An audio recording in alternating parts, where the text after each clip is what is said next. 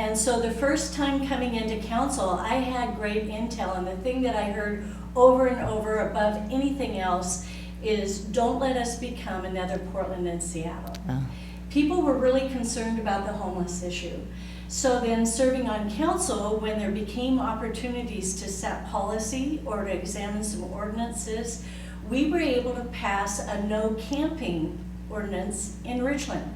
And that empowered the police and the code enforcement folks to go out and say, you know, so-and-so, you can't sleep here, you can't be overnight and setting up a tent.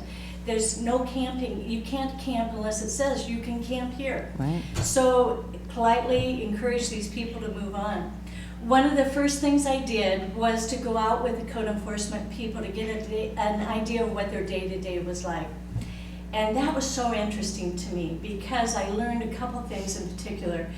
They treated every person that they came across with great compassion and respect. And oftentimes they knew them by name.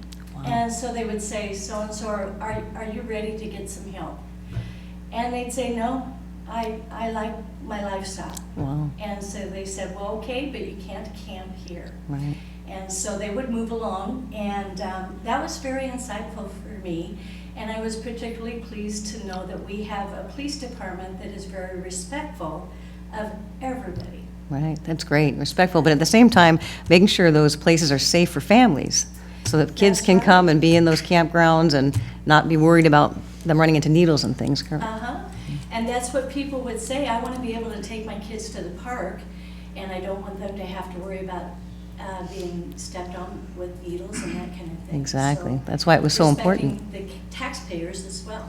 Great. Thank you very much.